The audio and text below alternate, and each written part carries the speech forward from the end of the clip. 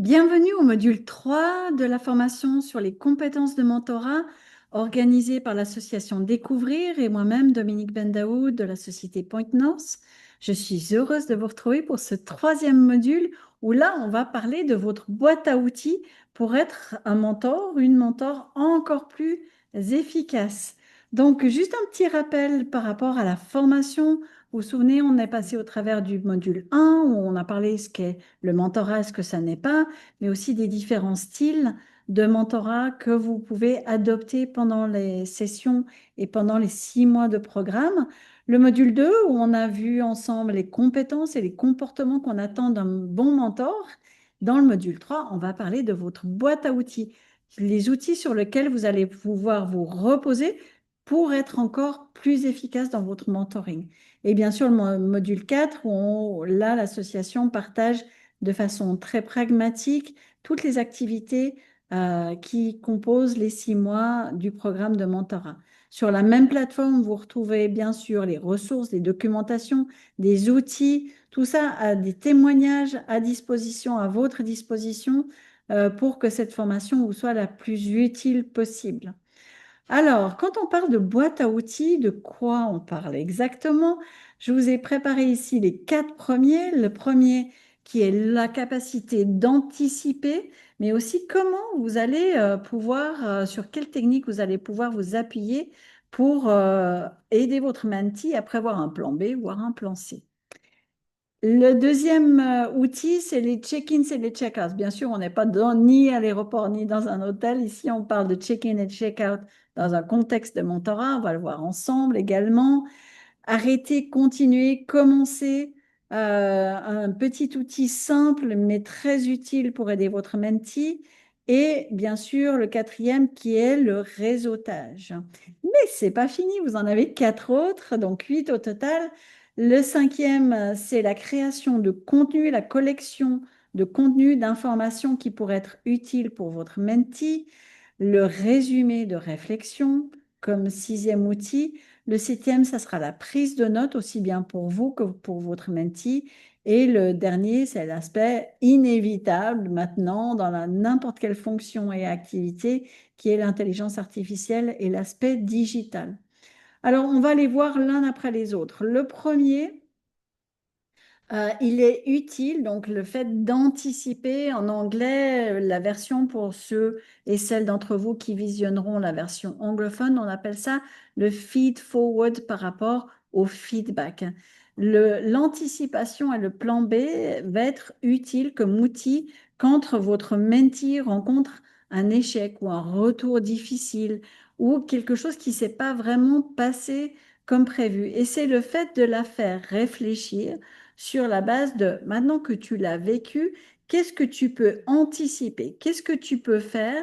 Comment tu peux visualiser la prochaine fois que tu vas vivre la situation en toute connaissance de cause? Donc, sur quelles actions elle peut se concentrer de façon à être mieux préparée la prochaine fois sans passer par la case du j'aurais dû, j'aurais pu et j'ai pas fait. C'est plutôt de dire, mais sur la base de ce que tu as vécu, qu'est-ce que tu peux anticiper, qu'est-ce que tu peux faire pour être mieux préparé la prochaine fois. Très utile. Le deuxième, tout simple, mais utile également, check-in et check-out. Alors, le check-in, c'est au début de la session. Le check-out, c'est plutôt à la fin de la session. Et ça va au-delà. Alors, comment est-ce que ça va? Comment est-ce que tu te sens? Comment est-ce que, dans quelle situation tu es? Ça permet, quand c'est bien fait, et je vous ai mis ici sur le slide des exemples de questions qui peuvent contribuer à un check-in ou un check-out plus qualitatif, ça permet la prise de conscience et l'état d'esprit. Dans quel état d'esprit elle se trouve quand elle commence la session et à la fin de la session. Par exemple, une des questions de check-in, c'est quoi l'objectif que tu vises pour la session d'aujourd'hui? Quelle est ta priorité pour aujourd'hui? C'est une façon de rentrer en matière. À la fin, comme check-out, c'est quel est l'apprentissage ou la réalisation que tu fais de notre session aujourd'hui. Donc, toutes ces questions-là, ça lui permet de se poser, de réfléchir et de verbaliser clairement où elle en est, qu'est-ce qu'elle en retire, des apprentissages qu'est-ce qu'elle planifie pour la prochaine fois. Donc, ça permet de recentrer. Clairement, cet outil-là fait partie du profil de style gardien, architecte ou thérapeute, selon comment est formulée la question et le résultat que vous visez. Le troisième outil, qui est aussi tout simple, mais très utile, c'est Stop, Start et Continue, arrêter, commencer et continuer.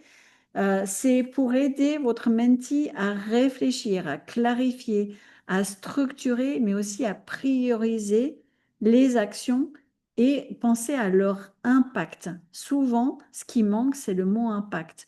Qu'est-ce que tu vas arrêter de faire parce que l'impact n'était pas positif pour toi ou pour ton entourage? Qu'est-ce que tu vas commencer de faire et quel est l'impact que tu en attends ou qu'est-ce que tu vas continuer? Ça peut être utilisé alors, en pleine session ou quand votre mentee a une prise de conscience et dit, ah, maintenant je me rends compte qu'est-ce que je devrais arrêter de faire, qu'est-ce que je devrais continuer ou commencer. Je vous encourage fortement, et on va le voir plus tard aussi, de prendre note et pas juste de verbaliser. C'est qu'elle en prenne note, alors, soit sur l'ordinateur, soit avec le crayon, mais que ça reste et que c'est pas juste quelque chose de réflexion, mais où il y a un écrit sur lequel elle va pouvoir capitaliser. Très important. Le quatrième, c'est le réseautage. Alors, ce n'est pas uniquement d'ouvrir votre réseau à votre mentee, mais c'est aussi de la connecter avec des personnes, des experts ou expertes qui vont lui apporter de l'information, mais pourquoi pas également de la sensibiliser à la valeur du réseautage selon votre expérience. Là, de nouveau, je suis à votre disposition si vous désirez creuser sur cet aspect-là. On sait que le réseautage de nos jours est essentiel. Mais quand je dis essentiel, c'est vraiment ça, pour ne pas dire critique, que ça soit pour apprendre, pour trouver de l'information, pour trouver un job, pour développer des affaires, pour trouver des clients, pour trouver des candidats, pour plein de choses. Le réseautage, c'est vraiment une compétence et pas seulement un outil qu'il vous faut maîtriser et pour lequel vous devriez pouvoir aider votre mentee. Le cinquième outil, c'est la création de contenu, la bibliothèque de thèmes. Là, je ne vous parle pas de réseau social ou de réseaux sociaux au pluriel, mais je vous parle de tout ce qui a pu être, vous avez pu rencontrer ces dernières semaines, ces derniers mois, voire même ces dernières années, en termes de livres, d'entretiens, de podcasts, d'exemples, d'articles de posts sur les réseaux sociaux, parce qu'il y a des choses qui sont très valables aussi, ça permet de vous créer une bibliothèque d'informations, de liens que vous allez pouvoir transférer à votre mentee. N'oubliez pas que votre mentee vient très probablement d'une autre culture que la vôtre, d'un autre secteur d'activité ou d'un autre rôle. Donc, vos contenus à disposition pourront être utiles non seulement pour partager votre propre expertise, mais aussi pour aller la mettre en lien avec des choses intéressantes que vous avez vues, que ce soit sur des compétences, sur une thématique, sur une question qui vient à propos. On ne peut pas toujours le prévoir, mais ça peut être aussi bien sur la gestion des émotions que sur une industrie, que sur des tendances du marché, tout ce qui vous vient en termes d'information, quel que soit le support, que ce soit une vidéo, un article, que ça soit écrit, que ça soit audio, mais qui peut compléter l'expérience et les connaissances que vous allez partager avec votre mentee. C'est essentiel. Alors, il y a certains, moi j'utilise beaucoup Evernote, vous pouvez utiliser un carnet, vous pouvez utiliser Excel, vous pouvez utiliser OneNote. L'idée, c'est vraiment de dire, ah, mais j'avais vu une vidéo à un moment donné, ou un TEDx, ou un livre, c'est de pouvoir la retrouver, cette référence, assez facilement. C'est pour ça que les outils digitaux sont utiles, mais je vous laisse bien sûr libre choix d'utiliser l'outil pour archiver, pour stocker cette information. Je vous ai mis ici des thèmes qui reviennent souvent. Comment je peux améliorer ma créativité? Ça veut dire quoi l'authenticité par rapport à l'honnêteté, etc. La sincérité. comme s'adapter à un nouveau pays. Donc, s'il y a quelque chose sur la Suisse que vous avez vu ou un livre qui peut être utile, pourquoi pas? Euh, il y a des thématiques, bien sûr, multiples et diverses, et je vous encourage fortement à la partager.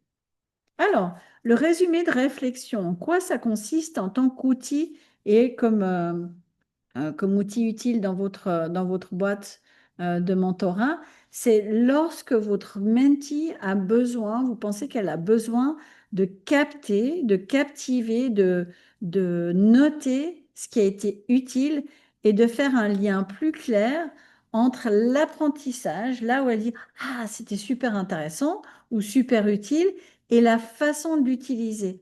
Le résumé de réflexion, ça permet de la sensibiliser sur ce qu'elle a appris et comment l'utiliser, l'impact, et de l'aider dans la réflexion, mais aussi dans la verbalisation entre le lien de ce qu'elle a appris et comment elle va pouvoir la mettre en action. Cette technique, elle est très utile pendant toute la session, mais aussi à la fin d'une discussion ou d'un partage, d'un chapitre de partage, par exemple. Ça permet de vous assurer que l'apprentissage est bien capturé quelque part de façon pragmatique et ancrée. La prise de notes. Alors, la prise de notes, c'est un outil à la fois pour vous en tant que mentor que pour votre mentee. La prise de notes, elle est utile pour planifier les sujets abordés. Par exemple, de marquer ce dont vous avez convenu de parler la prochaine fois, de ce qui s'est passé pendant la réunion, de prendre des notes soit pendant que votre mentee parle, soit à la fin de la session, vous prenez un petit moment et vous marquez avant que ça parte de votre esprit ce dont vous avez parlé et ce dont vous allez parler la prochaine fois si vous avez convenu de quelque chose. Le temps risque, les semaines risquent de passer pendant les sessions. Vous avez besoin d'avoir une trace de ce que vous discutez avec votre mentee. Votre rôle, c'est, si elle ne se souvient pas, de la ramener dans le contexte de la dernière session. Alors, vous pouvez utiliser votre propre prise de notes. Ça peut être une prise de notes rapide, ça peut être du mind mapping que j'aime beaucoup, ça peut être des symboles, des smileys, des plus, des moins, des colonnes.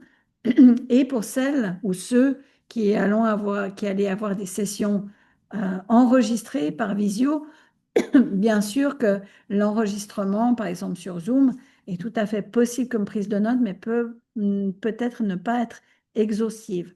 Donc, n'oubliez pas de vous prendre les notes nécessaires pour ne pas être perdu et pour garder la structure. Je vous encourage aussi à prendre un rôle plus directif. Là, on est dans le style guardian et architecte, d'encourager votre mentee à prendre des notes. Quand elle dit, ah oui, il ne faut pas que j'oublie, ah, marque-le. Ah, bah, ça a été super utile. Ok, bah, marque-le aussi. Des fois, sur le moment même, elle trouve des choses très intéressantes et après, ben, ça s'efface parce que tout être humain a une mémoire relative et sélective. Donc, je vous encourage fortement à vous prendre des notes et à l'encourager de façon plus directive, si besoin, à prendre des notes pendant la session ou après la session ou à la fin de la session. Alors, avant d'aborder le digital, je vous ai mis ici une petite vidéo. Peut-être que certains ou certaines d'entre vous l'auront vue. C'est fait sous le mode humoristique, mais pas forcément très loin de la réalité, qu'elle soit actuelle ou future, pour aborder le thème du digital. Alors, digital dans le mentoring, est-ce que ça existe? Oui. Est-ce que c'est un outil utile? Oui. Et comment vous allez pouvoir utiliser l'intelligence artificielle? Bien sûr, la maîtrise des outils digitaux, bah, vous l'avez dans votre quotidien au travail à un degré plus ou moins poussé. Ça peut être aussi bien dans l'utilisation de la visioconférence que de nos jours, on devrait pouvoir maîtriser. Mais si ce n'est pas le cas, n'hésitez pas à demander de l'aide. Mais au-delà de l'enregistrement de la visio, le digital, ça peut être utile pour faire des recherches sur une thématique. Ça peut être pour élargir vos propres connaissances ou pour guider votre mentee à acquérir des compétences digitales, mais ça vous permet aussi de changer un petit peu votre état d'esprit. L'intelligence artificielle ou le digital, c'est un outil Et en tant qu'outil, il vaut mieux savoir l'utiliser correctement pour en retirer les bénéfices. Je vous ai mis ici quelques exemples de prompts que vous pouvez utiliser en tant que mentor par rapport à ChatGPT ou une autre intelligence artificielle, de façon à pouvoir vous aider à aller plus vite ou compléter votre réflexion, votre préparation en vue de la prochaine session de mentoring que vous aurez avec votre mentee. Si vous avez des prompts complémentaires ou additionnels, bien sûr, je suis preneuse. N'hésitez pas à partager, que ce soit avec d'autres mentors ou autour de vous. C'est le bénéfice d'être une communauté de mentors. Dans les points clés de de ce module 3, ce qu'on a vu, c'est que vous avez à disposition des outils simples, concrets, mais efficaces pour que vos interactions avec votre mentee soient encore plus positives, utiles et constructives. J'ai listé ici les 8 outils qu'on a vus dans ce module 3. N'hésitez pas de nouveau à partager si vous en avez d'autres.